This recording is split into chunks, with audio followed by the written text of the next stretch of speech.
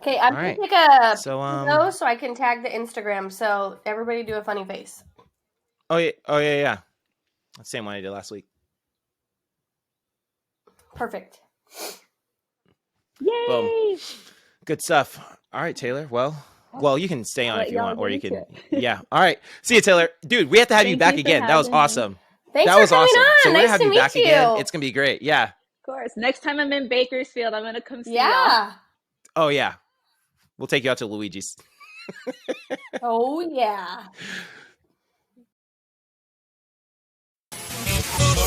And we're on. This is the Let's Talk Cheer podcast, and I'm your host, Jason Larkins, where we talk cheer, we talk life, and we talk whatever comes to mind. 5, 6, 7, 8, let's get started. Turn it up, you tuning into Let's Talk Cheer with JasonLarkins. We're talking cheer, we're talking like you know we're always talking. So listen up, you boy, about to go all in. 5, 6, 7, 8, we're on, let's begin. This is episode number 88. Not sure if there's going to be an 89, but thank you for joining. We have a great episode for you guys today. Today, we're talking about hazing in college cheerleading. Also, we're talking about why so many collegiate athletes bounce around from school to school, and we're bringing back cheer A to Z, and today we're on the letter J.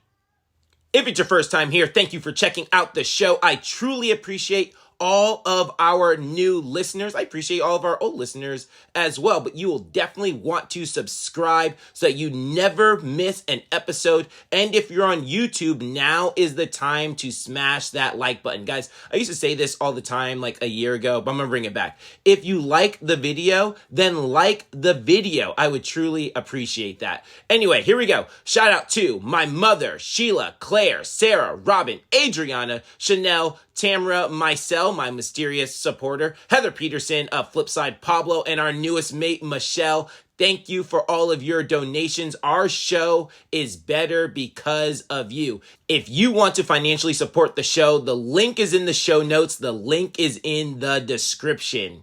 And I'm going to keep promoting the YouTube channel. Find us over on YouTube. Check out the video version of the show. I promise you, you will not regret it. We're still doing our giveaway. I'm giving away a free coaches training for you and the other coaches at your gym. And as of this recording, our first winner, shout out to Grace, their coaches training is tomorrow. That could be you. Anyway, I'm giving away a coaches training, and all you have to do to win is share this podcast on your Instagram story and tag me in the post at JasonLarkins. That's it. Share the podcast on your IG, tag me in the post, and you are entered to win. I didn't say this, but parents, you can win on behalf of your gym as well and get them the training. Winner will be announced in the next episode, episode 89. The more shares, the more entries. I'm the cheer director at American Cheer, AKSC.com, sharing with you my life, running a program, managing a staff, coaching the athletes, and working with the parents. And on the other side of the microphone is a real life cheer mom who represents you parent listeners and asks all the questions that you parents have at home. Don't be less when you can be more. Be more. How you been, fam? Good. I finally feel like I'm just like okay with like the Thanksgiving break and then jumping right into like Pomona weekend. So I've been like cleaning all day, and I finally got my Christmas tree up, which is like super late, but it's up and we're good to roll from there. There we go. Good stuff. Yeah, we got our Ashley has been. It's actually funny because Ashley's been on a super cleaning streak as well. She got the Christmas tree up last week, maybe, and then had like cleaned out our whole. I have no idea if I told this on the story, I told this on the pod last week. I just told this to someone, but after we had Joey, we had so much junk like in the house. We got so many gifts from everyone that even it's just all in the house. So eventually we put it on the other half of the garage. And so half of our garage has become Joey's storage place. And there's absolutely no room on one half of it. Right.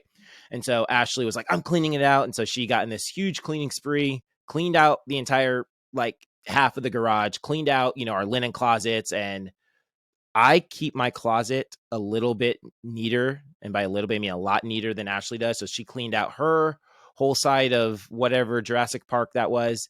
And, and then, cleaned out Joey's whole thing. So Ashley, literally right now, she's in the living room cleaning even more stuff. So she's been on a super cleaning spree.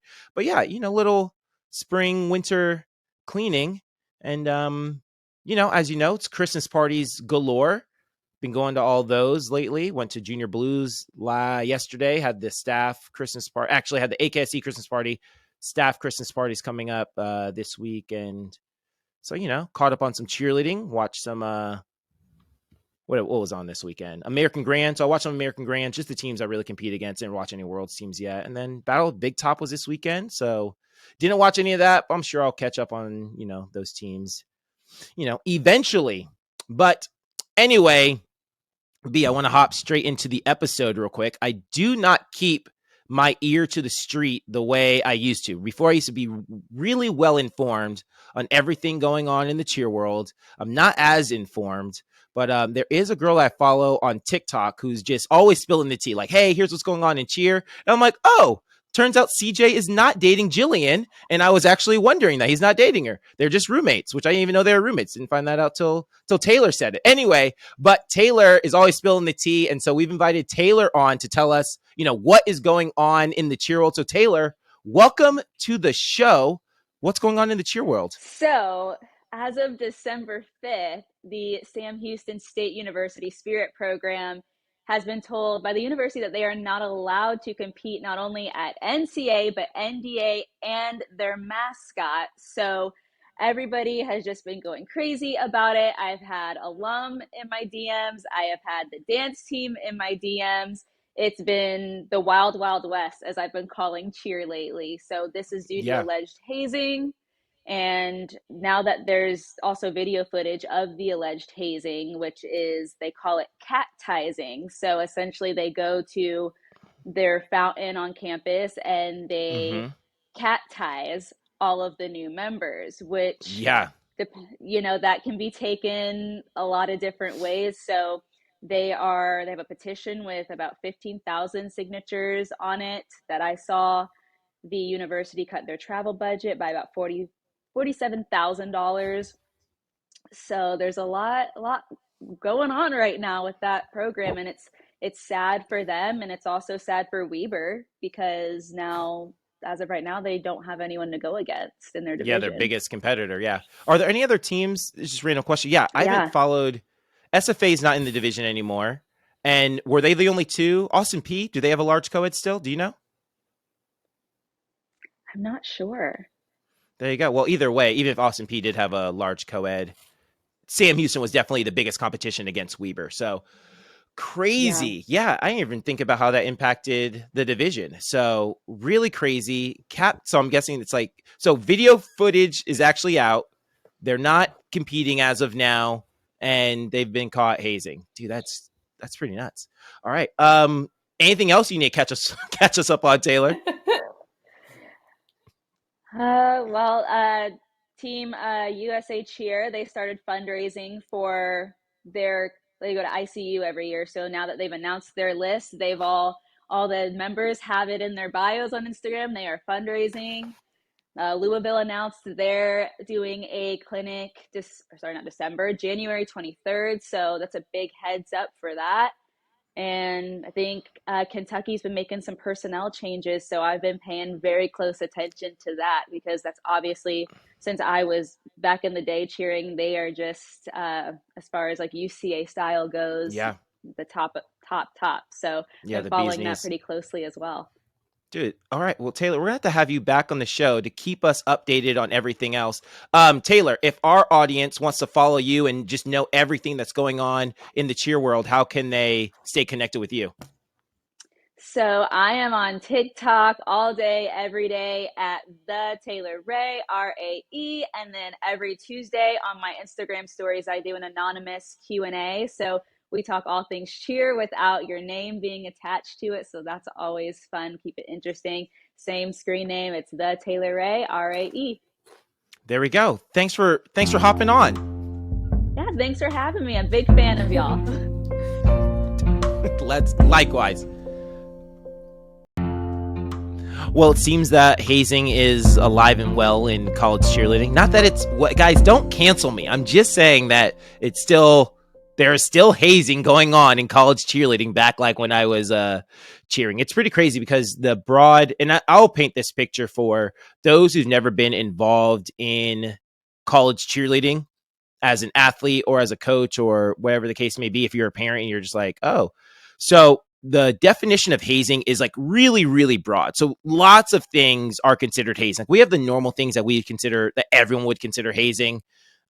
Just forcing athletes on the team to do, absurd things. Hey, you have to drink this drink. You have to, climb to the top of this mountain holding whatever, or, just do like random weird stuff. Hey, you're going to be my driver for the next 2 weeks, wherever I need to go, you're going to drive me, you're going to do my laundry, like those normal types of like what we'd all consider hazing.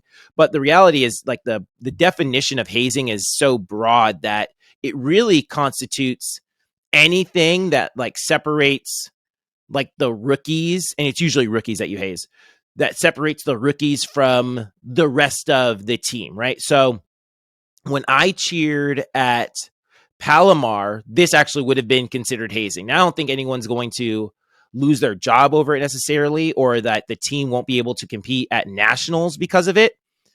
But it is like by the letter of the law considered hazing. So when I cheered at Palomar Junior College, we cheered at the football games, right? And there's all this equipment that you had to bring to the football games. We had to bring megaphones and the pom-poms and water bottles. And we had this huge speaker system that did not have wheels. It was pretty heavy. It was a pretty heavy speaker system that we had. And we're assigned one of those pieces of equipment, right? I think I was in charge of the megs. So every football game, I was the one who had to bring all of the megs to the football game, right? And then one of my roommates was assigned the water bottles, and it was his job to bring all of the water bottles, right? But all of these things were assigned to rookies, right? None of them were assigned to any of the returners, veterans on the team, right? So that actually is considered hazing, right? Because us rookies had to carry all of these things. And so there's that definition, which I don't think too many people get bent out of shape about. Again, if you are a rookie and you don't make mat and you're upset, right, then you might bring that to administration, and that might, again, okay, maybe that might get someone in trouble. Again, I don't think anyone's going to lose their job over it, but if you do and it starts growing progressively, then yeah, maybe someone's going to lose their job over that. But, I hear this and, I think of, were they doing that type of hazing, or are they doing, things to the extreme? Now, based on my experience, big schools, and I'm not saying Sam Houston. Well, I guess I am. Now I am. They said they've been captizing people. Sounds like they're dunking people in the water. But now that video evidence is surfaced, I didn't know video evidence had surfaced of the hazing. But again, so I'm not saying that Sam Houston did this. What I am saying is what I know about college cheerleading is that big schools like that, Sam Houston, Louisville, Kentucky, SFA, I'm guessing, a school like Weber, I'm not saying Weber's, guilty of any of these things, but big schools like that with really talented cheerleaders, like these teams that go to nationals and really heavily competitive, especially with boys on them, those schools do engage in some form of hazing. And some of it is very light, where the rookies have to, carry the water bottles or carry the luggage up the stairs, all the way to, really, really extreme things, right? I cheered, at SFA, right? And at the time, SFA was winning national championships all of the time. So we had really, really talented athletes on the team, right? And rookies would come in, and not rookies, the veterans wanted to humble the rookies, and you humble rookies by hazing them, making them do absurd amount of things. But over the years, hazing has they have tried to do away with hazing over the years. So, this is actually a fun fact, B, I was in a fraternity. You might not have known. I think I might have said that on the pod before, but I was in a fraternity, and hazing, as everyone knows, is really, really bad in fraternities. Really bad in fraternities. And when I pledged, I could just tell that they were trying to, not that our fraternity was trying to get rid of hazing, but that society in general, like institutions were trying to, like the school SFA was trying to get rid of hazing within the fraternities, right? So I remember they like made it crystal clear. You guys can't tell anyone that we're hazing you. They would close all of the windows and the blinds. We couldn't talk about being hazed, like any of that stuff. And I could just tell, like, through that whole semester, like, hazing wasn't the norm anymore, that they were still trying to do it, but that if they got caught, there were going to be some serious repercussions. I actually went to this, we had this meeting. It was all of the Greek life on campus. All Greek life on campus went to this meeting. They brought in this guy about what the duty and jobs are of the responsibilities for Greek life, right? So for fraternities and sororities. And he was actually really good speaker. And he just talked about how, like, hazing shouldn't be a part of that, a part of our fabric of life. And, you know, he just goes on and says all these things. And so I remember during that time, like, them trying to phase out hazing, and all vets say this, or, well, actives and then veteran cheerleaders, you guys don't have it as bad as we do. And I think that's the problem with why it's not completely gone out of, one, college cheerleading, or two, fraternities, is as a rookie, you get hazed and they're making you do all sorts of stuff, right? And your life just for that semester or that year is just awful. Like, it's just awful. Like, people are picking on you the whole time, and, you know, you have to do this, you have to do this, you have to do this. And the only thing you're thinking is, I can't wait not to be a rookie anymore. Like, I can't wait for my rookie year to end, because this is awful, because you get it every, you know, hey, the mats need to be put away. Rookies, roll up the mats. Oh, this needs to happen. Rookies, you got to do this. Oh, can this happen? You got to do this, right? You know, and if you're a social rookie, right, and you're going out, like hanging out, like at parties and stuff, then you got to deal with it outside of practice too, right? You're hanging out with all the team. Hey, go run and grab us all beers. Oh, we got to go, you know, you got to go get beers for the whole party for everyone, right? And so, like, those things, like, so as a rookie, all you're thinking is one of two things. I can't wait not to be a rookie anymore, because this is awful. And then the other thing you're thinking is, I can't wait to pass this on to other people. And maybe you're not thinking, I can't wait to do that. But when a new class of rookies come into the team, and now you have a little bit of power, you're just thinking about taking it out on all the new rookies, right? Coach Josh said this the other day at practice, and I was like, man, that is so true. But hurt people, right? And so, you know, I remember being a rookie, getting hazed, doing all this stuff. And as soon as I'm not a rookie and I have a little bit of power, I'm like, man, y'all can't tell me nothing. And I just want to take all the things that our vets did to us, like, to me as a rookie, like, I was ready to reciprocate that to the incoming rookies, right? And so I can see how, as much as institutions and programs and society wants hazing to die off, it's really hard, because you always have this class of new vets who feel like, no, like, this is unfair. I got hazed, right? I had to do X, Y, and Z. You've got to do X, Y, and Z. Now, again, I don't really know too much about the Sam Houston thing. I just heard that they aren't going to the Nationals because they got caught hazing. And then I heard the catism thing. So that doesn't really sound, from what it sounds like to me, it sounds like there's a, you know, I heard this same time you guys heard this. Sounds like there's a fountain on campus, and to be a part of Sam Houston cheer, right? It sounds like they baptize you in the fountain. On surface level, now it doesn't sound like they're drowning them. It sounds like they, you know, like a baptism, like they dunk them and you rise up again, and now you are a Sam Houston State cheerleader. So I don't know. I'm sure there is more going on. I'm sure if they did an investigation, that they found out that there is a lot more going on than or have reason to believe there's a lot more going on than just, dunking rookies in the water. But,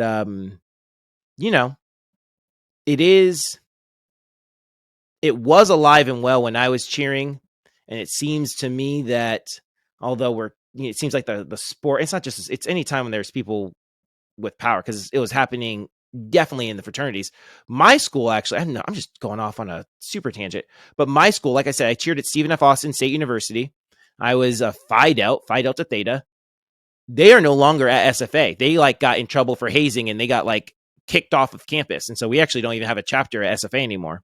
Fun fact for that. So, and that just happened within the last 2 years or so. Probably happened this year or last year. It happened that they got caught hazing. And it's pretty serious business, because people take it a little bit too far. So anyway, B, anything on hazing you want to hop in on?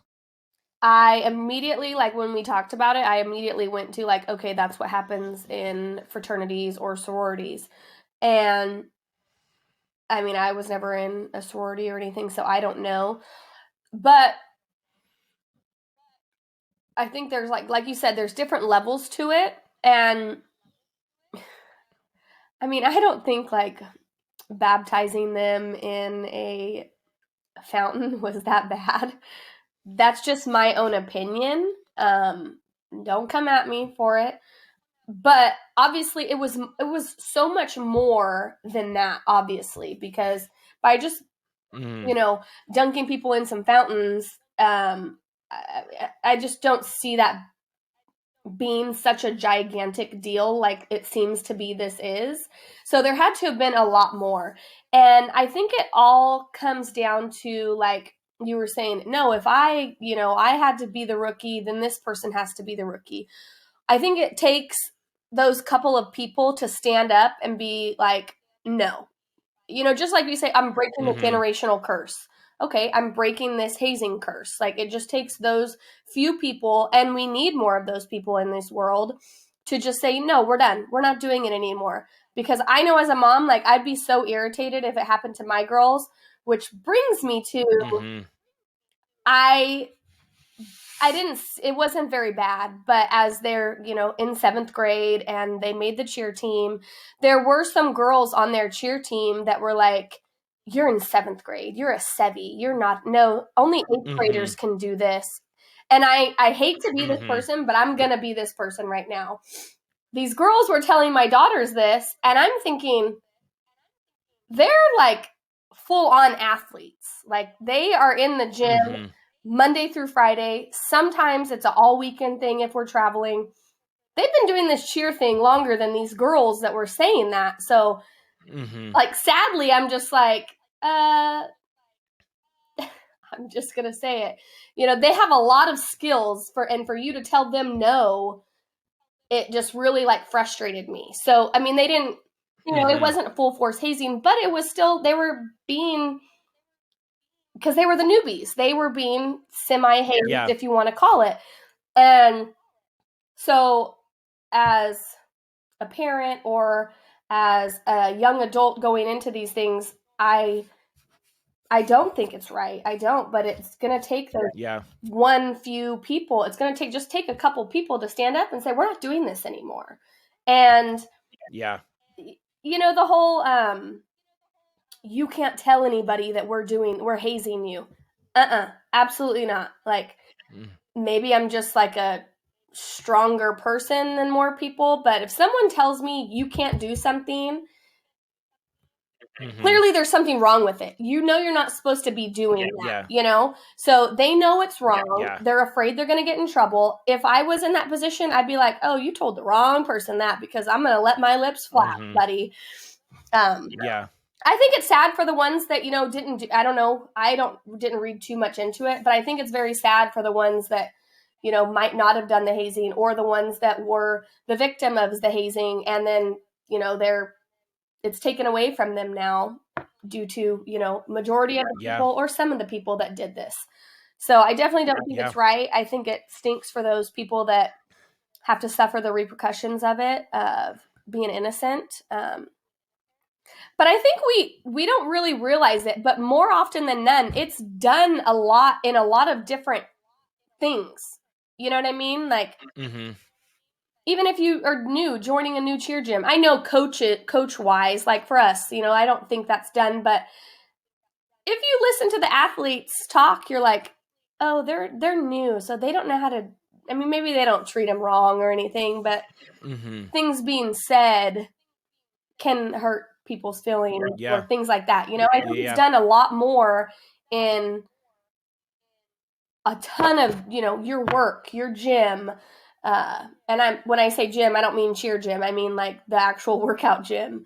If Mm-hmm. you start something new, things like that, I think it's done a lot more often than we actually really realize.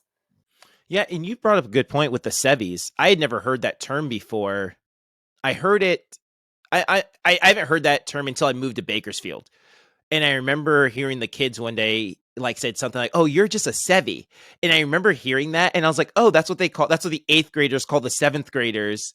You know, as a form of hazing, right? Just like you are less than us, you're a sevy. And I never heard that because when I was in school, middle school for us was sixth, seventh, and eighth grade. And so I was like, oh, they like demean the seventh graders, which, I got a little chuckle out of it. But it does stem from that's where the seed is planted, right? Is like things like that, like you are less than us, you're a rookie, you're whatever doing this. We don't have a ton of collegiate listeners on this that listen to us on this platform. We're mostly coaches and parents, but you did make a great point, which if there is someone listening, I will say this. And you said breaking the generational curse, right? And it is going to take someone who just says, no, like we got to change the culture of our program. And this isn't the culture that we want. When I coached at CBU, right, Cal Baptist University, we got there and we really had the opportunity to kind of remake the program in our image, Tammy and I, right? And Tammy and I, people of faith, so we wanted it to be a God honoring program, and we didn't want to have, I definitely, as much as I loved SFA, we were a team with winning tradition, very talented cheerleaders. There are lots of things that we did that you would not consider moral, right?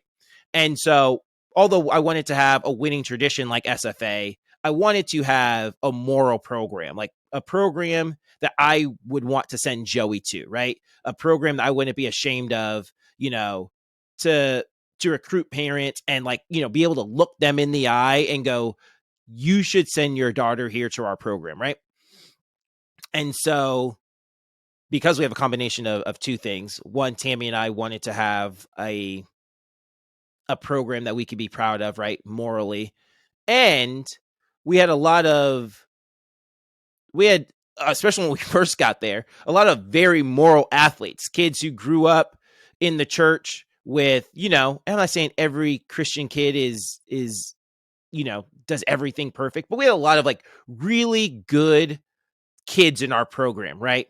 Who chose CBU first and foremost because it was a Christian college and wanted a Christian environment and reinforce kind of those ideals that they grew up with at their house and with their parents and in their church, and wanted that in their cheer program, right? Or wanted that in their school and just went, oh, they happen to have cheerleading, I guess I'll cheer too. Now, as we got better and more talented, started winning more, then it kind of shifted where we started getting athletes who kind of that Christian aspect was either a bonus or just something oh, this is just, I guess it's just something I have to deal with, because they wanted first and foremost to be part of our cheer program. One, we didn't have boys, and so boys is a huge part of hazing. I'm guessing hazing happens a lot more in co-ed programs than it does in all girl programs, or at least hazing to the extreme. But I remember when we took over, we wanted to have a program that was on the straight and narrow, right? That was important. So we didn't enforce or reinforce or allow those types of things to happen. Now, maybe it happens subtly, with individual athletes. You can't control the individual athletes, but it wasn't a pervasive thing, like a widely known and common thing, the way it is on some of these other big college cheer programs, right? Yeah, you made another really good point that I wanted to comment on. About Sam Houston. I am guessing that it was that the video footage that surfaced with them being captized, right? I'm guessing that's not what got them canceled. I'm guessing the administration has heard things on a deeper level. And I think that you're exactly right. I don't think it was just that. I think that's the only video evidence that they have. But I think that and I'm not saying anything else is true. I'm saying that the administration has reason to believe that it's going more than just, baptizing kids in the fountain. So anyway, go ahead, B. No, definitely. I mean, and we don't know. And I like that you said that video that has surfaced. I haven't seen it, and I don't know if you've seen it. I think every team, like as they get older, have like an initiation type thing, and let's just say off the wall that captizing them is their initiation to the team. But yeah, there had to have been something else, and if there wasn't, then maybe they're just making like a statement of this is not happening no matter what type of thing. So either way, it's sad, and as we keep going and going. Us as adults, we definitely have to and parents listening, coaches listening, I think it's like a nice reminder to just talk to our athletes again, and this is not accepted, it's not right, and just reiterate it. I mean, things need to be reiterated every now and then. Last thing I will say, I don't know what happened at Sam Houston. I'm really trying to speak on generalities of what I know from college athletics in general. But I will say this, I do feel bad for the athletes who are not involved in the hazing, who don't have the opportunity to go and compete at nationals. Because I remember being a college cheerleader, the only thing you care about is college nationals. It's the only thing that matters in the entire world is going to compete at college nationals. And so I do really feel bad for the athletes who had zero to do with this, but have to, bear the consequences of their teammates who, were involved in this hazing that, because these kids work super hard to get to this level. And, some of their only opportunities to go and win, you only get so many opportunities to go and win college nationals or to even go and compete at college nationals. And so it does sadden me that there's a few athletes who ruined it for, the program, the entire program, right? She said, the dance team, the cheer team, and the mascot, right? None of them get to go and compete at college nationals this year. So very unfortunate. But when we get back from this break, we're going to talk about the question of the week. Owners, directors, coaches, we are in comp season now. So if you're looking for a second set of eyes as you're gearing up for your big events, I'd love to help out. You send me a video of your routine and I send you a video back of your routine with what I would fix and how I would fix it. Teams I've done this for have gone on to be world champions, NCAA All-Star champions, NCAA collegiate champions, summit champions, and D2 summit champions. So if this sounds like something you'd be interested in, you can reach me via email at JasonLarkins, or you can reach me on Instagram at JasonLarkins, or on the Let's Talk Cheer podcast Instagram, Let's Talk Cheer podcast. All right, B, let's get to the Sounds Like That question of the week. Sounds Like That, the official music producer of the Let's Talk Cheer podcast and all of our American cheer tracks. If you are looking for music, whether it's rally routine music for your high school team, if you're looking for a new 8-count track just to practice to, you need music because you're in a bind, you need an anthem, whatever the case may be, link in the description, soundslikeThat.com. Tell them Let's Talk Cheer sent you. And yeah, get your music. So B, hook us up. What's the Sounds Like That question of the week? Well, on the topic of college cheerleading, we have a question from Kristen, and she says, why do so many collegiate cheer athletes bounce around colleges so much? This guest was at 4 different colleges, and you see that a lot. Why? Great question. So this question is way back from when Ryan came on, Ryan Johnson, from the coach at HPU, and he told his story, and he was at, where'd he go? Navarro, HPU, OSU, and Oklahoma. So yeah, 4 different colleges. And, I will admit 4 seems to be a little extreme. I don't think that is the norm, but, you do see college cheerleaders go to several different schools, especially the really competitive big time cheerleaders do bounce around from school to school. And I will try to provide some context for that. So I think first is junior college. That's the one of the big reasons why. And that automatically puts 2 schools on your resume, right? Your junior college and then wherever you transfer to. So junior college, it's really hard to make a university team, a competitive university team, right? A team like Stephen F. Austin, where I went, Sam Houston, Weber State, Louisville, Kentucky, Oklahoma. It's really hard to make one of those types of schools without, as a boy, straight out of high school, right? One, the stunting, and stunting has gotten significantly stronger in all-star cheerleading, but especially when I was cheering, and up until a few years ago, boys didn't hold their own stunts in all-star cheerleading. So boys always did multi-base stunts, right? You and at least one other guy, but some schools or some teams, if you weren't really that good, you had 3 bases under the stunt. So boys didn't hold their own stunts. So there's a completely different stunting level, and guys just aren't really that strong at that age. Right? Guys don't really start getting like real strength until they are in their 20s, right? And so they just don't have the talent yet to cheer at one of these big schools. So they don't have the talent or the strength or the like exposure to cheer at one of these big schools. So you have to go to junior college first, basically, before you can go and transfer before you're good enough to make it to one of these other schools. Actually happened with me. I cheered in All-Stars, and I wanted to cheer at Hawaii Pacific University. It was like the team, the school I wanted to cheer at.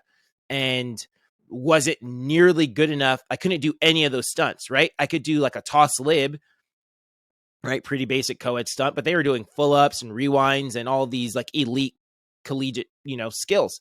And I had zero experience with any of them.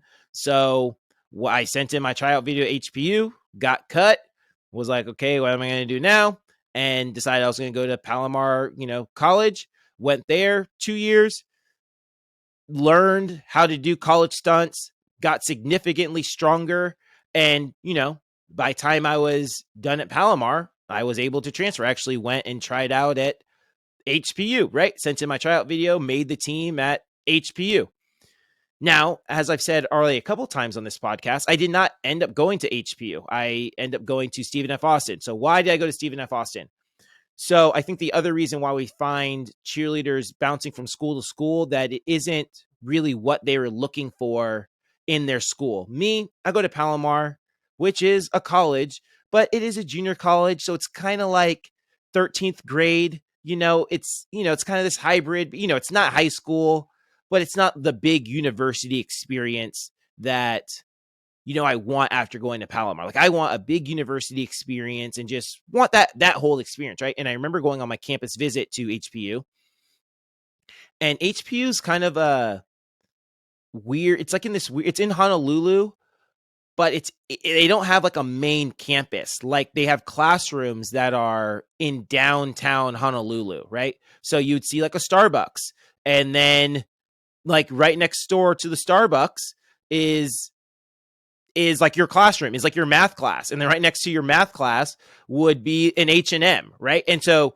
these classes like all sporadically throughout, downtown Honolulu, and there's no like real central campus. Now there is like another campus somewhere else, but it wasn't what I wanted in a university, right? And so I think a lot of times now I end up just making the team, going, visiting. I went to camp with HPU, and after camp, I was just like, yeah, this just isn't for me, right? It wasn't the cheer team. It was really the school. I was just like, this just isn't for me, and got the opportunity at SFA. But a lot of kids will go, they'll finish the year, they'll finish the semester, whatever it is, and they'll go, yeah, this just isn't for me, and they'll look to transfer, right? So The other thing is that the cheer team isn't what they wanted or expected.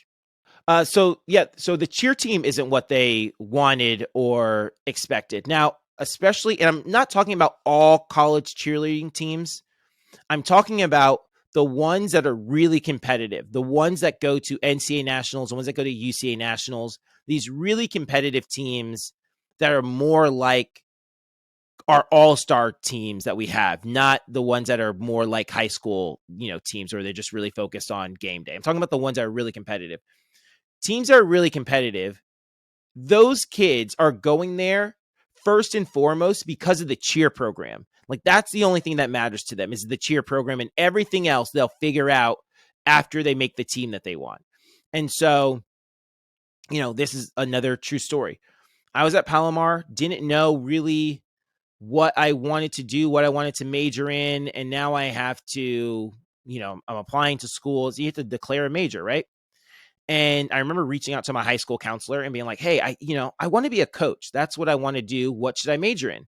And my high school counselor's like, you should major in kinesiology. That's what you need to do if you want to be a coach. And I was like, awesome. I remember being so ecstatic that I had like a major that I could finally tell people. I'm like, I'm going to do kinesiology. This is awesome. And I go to apply at HPU and they don't have kinesiology. That didn't change my mind from going to HPU. I was just like, I guess I'm not going to do kinesiology. I'll just figure something else out. I thought I had a career path. I guess I don't, because I wanted to cheer at HPU. It's like what I wanted to do. Now, eventually, again, I decided I didn't want to go to HPU. I was going to go to SFA. And I remember applying for SFA. And I remember looking up the majors and they had kinesiology. And I remember being like, what, isn't that, awesome? This is a good thing. I'm going to be able to do kinesiology there. And if they didn't have kinesiology, I still would have went to SFA and I just would have figured out something else to study while I was there. And so I say all that to say that cheer is like first and foremost to these really competitive schools that, go and compete at nationals. And so when cheer isn't like exactly what you want it to be, then you'll find, another place where you can do cheer at, especially if you don't have, your parents there. Especially if you are an adult and you feel like you're making adult decisions and I'm going to do this and this is where I want to go, right? So kids that don't make the mat, and they don't really feel like they have an opportunity to make the mat, then they'll find another school where they can go make the mat at. If the team really isn't competitive, right? You're a really good cheerleader and you feel like you have the talent to go and win NCAA college nationals or UCA college nationals, but you feel like the people you're surrounded with, like, well, I can't win with these guys. Well, then you're going to go and transfer to some other school. So I could see how, or not nice. I obviously I can see how these teams or how athletes can go and transfer from school to school. Again, I think 4 is a little bit extreme. I think 2 is pretty common for really competitive athletes. And, I don't think 3 schools is unheard of. Now, I don't recommend going to 3 different schools, but I don't see, it's not, I hope that answers your question, why so many different athletes go to multiple schools when it comes to collegiate cheerleading. I hope I explained that well. We actually have a second question of the week. This one was sent, and also I'll just read this one real quick. If you say, and this one is from a kid at American. This one is from one of our athletes at American. Don't know who. It was anonymous, but it does make me laugh. If you say conditioning isn't a punishment, why do we do bear crawls or up downs when we do something wrong? Okay, that's a great question. So I actually got this from Coach Troy. Coach Troy used to say this all the time at fantasy practices. They'd be conditioning and they're sweating and doing burpees and doing all this stuff. And Coach Troy would always go, "This is not a punishment." And so and he really meant it. It wasn't a punishment. And so I do say that often at practice. However, I will say this. If you're doing burpees, mostly if you're doing bear crawls or up downs, right? Burpees, most of the time, that is a punishment, right? I won't say most of the time because we do bear crawls when it's not a punishment. But here's me. All right, guys. I do this all the time in practice. All right, guys. 3, 2, 1, no one's moving. If you're moving after I say 1, then you're going to do up downs, right? That's a punishment. If, and there's other times when we just need to simply get stronger. Now, if we're trying to simply just get stronger, then that's not a punishment. We just need to get stronger. And the only way to get stronger is to do conditioning, right? And some of that conditioning includes running or burpees or bear crawls and all those things. But there are other times when you're talking and you need to do burpees or bear crawls and conditioning. So sometimes it is a punishment. Sometimes it's not a punishment, but I could see how you could confuse those things. I actually did get this from Shay, friend of the show. Shay, when are you coming on the show, man? Let's go. We need to get you on ASAP Rocky. So anyway, I got this from Shay. It's actually really good advice. And I actually kind of changed the way I do punishment conditioning because of Shay. So Shay influenced me to do, like, instead of doing, here's what usually happens. If a kid unlocks her, if a flyer unlocks her knee in a stunt, then what, as coaches, we go, okay, go do 5 bear crawls, go do 5 up downs, right? She unlocked her knee in the stunt. And Shay was suggesting that you do like sport specific or drill specific conditioning that would actually help that athlete in the future, right? So instead of doing 5 up downs because she unlocked her knee in the stunt, you go, hey, here's the stunt stand, do 5 straight up libs on the stunt stand, right? To reinforce you locking out your knee. Okay, you did your back handsprings and your ankles were apart. Here goes the noodle, do 5 back handsprings with the noodle in, right? And so it's not a punishment. You're just doing like a drill specific conditioning that will actually help reinforce the good habit or break the habit that you're trying to, or the bad habit that you're trying to break, right?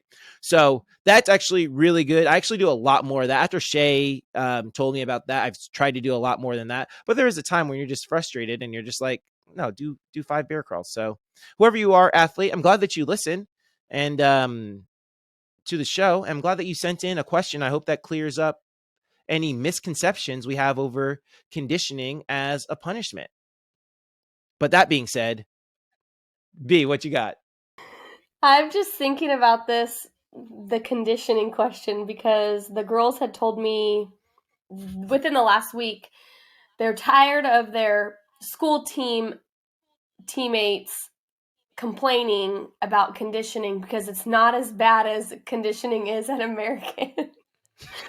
You darn right. And I'm just thinking, like, there's, common coaches, right? 2 coaches that coach the school team. They also coach at American. And I was like asking them, I'm like, oh, really? And they're like, yeah, we were laddering and they were complaining. We have to ladder all the time at American. It's not that bad. Just do it and get it over with. Yeah, man. Let's go.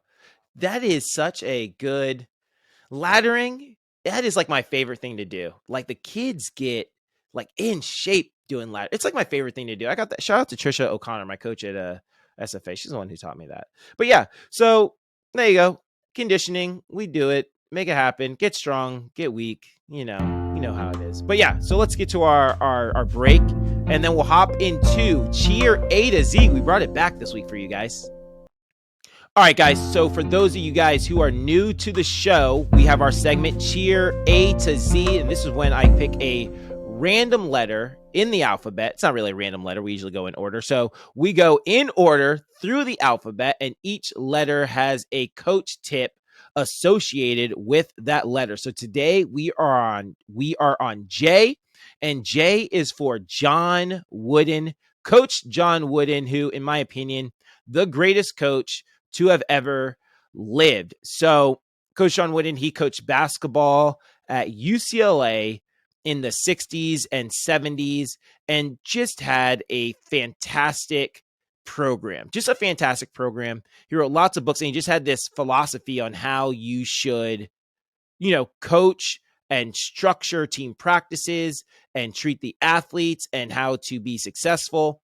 And, the one thing he's like really famous for as an author is his pyramid of success, right? And so he has this pyramid, and each pyramid has a block, and that block has a letter, has a word a character quality. And if you do that character quality, then you can be successful. So it starts off with industriousness, which is hard work and proper planning. And then moves into enthusiasm, which enthusiasm brushes off on people who you come in contact with. And you must love what you're going to do if you're going to be successful. And then you move into your people blocks of loyalty and cooperation and friendship. And then, and it builds up this pyramid. Anyway, so that was what he was like most famous for. But I love Coach Wooden. So with Jay, my thing is get your hands on as many Coach Wooden books as possible, because he really was the greatest coach to have ever lived. He was great. And so he really was. He's really changed the way that I coach, the way I view coaching, the way I view, life in general. Like, he was really, really good. My mom, shout out to my mom. But when I became a coach, I'm not sure if I've told this story on the pod before, but when I became a coach, my mom gave me like a little care package of, here you go. I got hired at CBU, and she's like, Jason, you're officially a coach now. Here's your coach starter pack. And in there was a book called The Greatest Coach of All Time.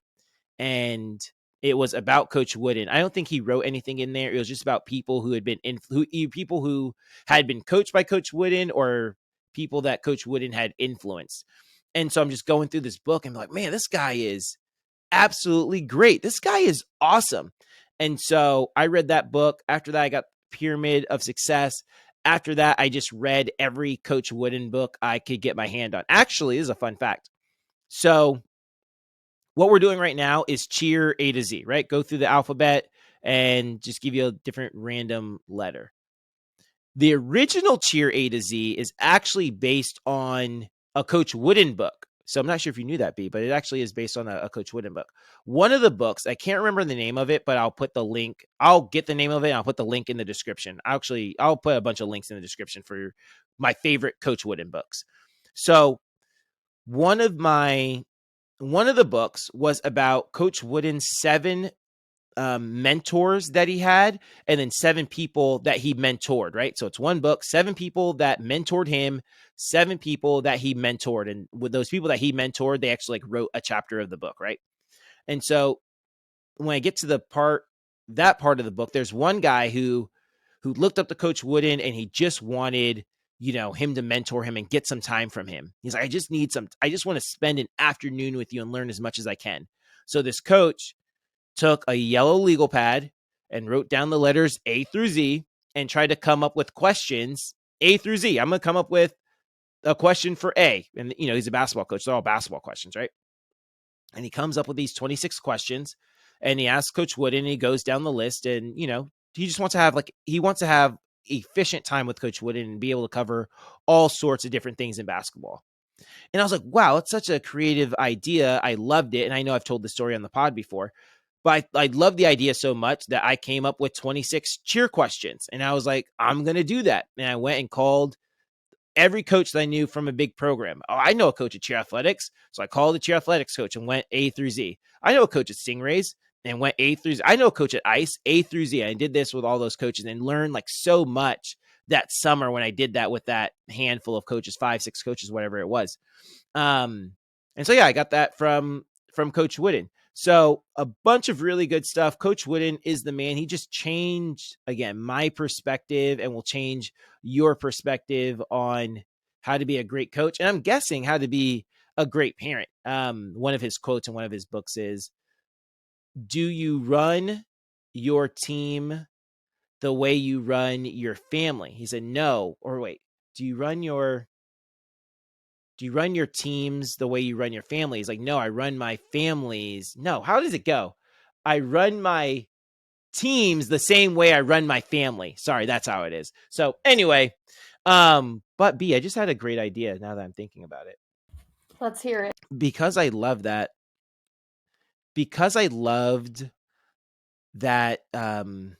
that idea so much. I have no idea how many coaches have taken me up on it, because I know I've said this several times, either on the pod or out to other coaches. Oh yeah, just interview coaches A through Z. You'll get a bunch of really good information from them.